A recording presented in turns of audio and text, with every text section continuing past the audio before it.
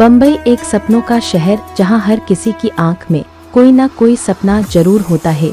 ऐसे ही सपने देखने वाली लड़की की कहानी की शुरुआत होती है एक प्राइवेट स्कूल से, जिस स्कूल के प्रार्थना खंड में सभी बच्चे शामिल हो जाते हैं और सिंपल साड़ी और सादगी के साथ प्रार्थना गाती हुई एक टीचर आती है, जिस टीचर का नाम छाया होता है।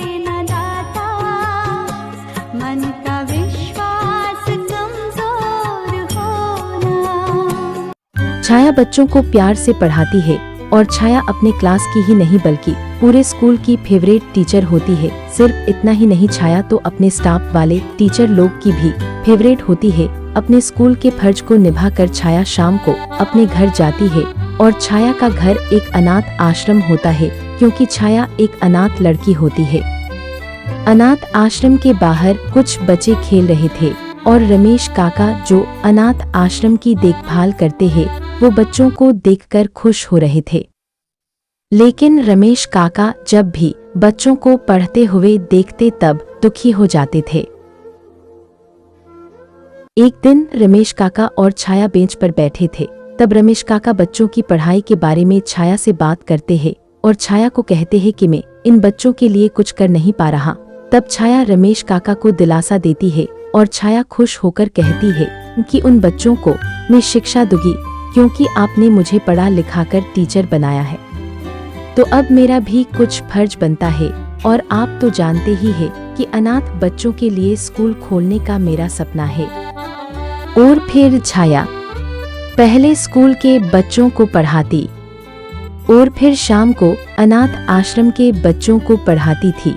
अनाथ आश्रम के बच्चों की भी छाया फेवरेट थी और बच्चों को पढ़ाकर छाया खुश होती थी और इस तरह छाया की जिंदगी चल रही थी। और एक दिन रमेश काका और छाया बातें कर रहे थे, तभी रमेश काका के हाथ में एक फोटो देखकर छाया उस फोटो के बारे में रमेश काका से पूछती है। तब रमेश काका फोटो बताकर छाया को कहते हैं कि ये तो प्रकाश बाबा की फोटो है, ये बड़े साहब का बेटा है, वही बड़े साहब जिनका ये अनाथ आश्रम है। बड़े साहब और बड़ी मालकिन की मौत के बाद अब ये अनाथ आश्रम की सारी जिम्मेदारी प्रकाश बाबा ही संभालते हैं।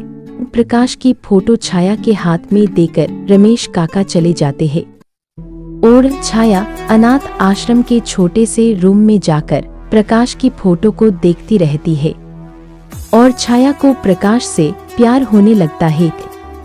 लेकिन छाया अपने इस प्यार से डरती है, क्योंकि छाया एक अनाथ लड़की है और प्रकाश अनाथ आश्रम के मालिक का बेटा है। आखिर कैसे होगी छाया और प्रकाश की मुकम्मल मोहब्बत की शुरुआत, जबकि प्रकाश तो छाया को जानता भी नहीं है। आखिर कैसे होगी छाया और प्रकाश की पहली मुलाकात, जानने के लिए देखते रहिए मुकम्मल मोहब्बत की अधूरी दास्तान।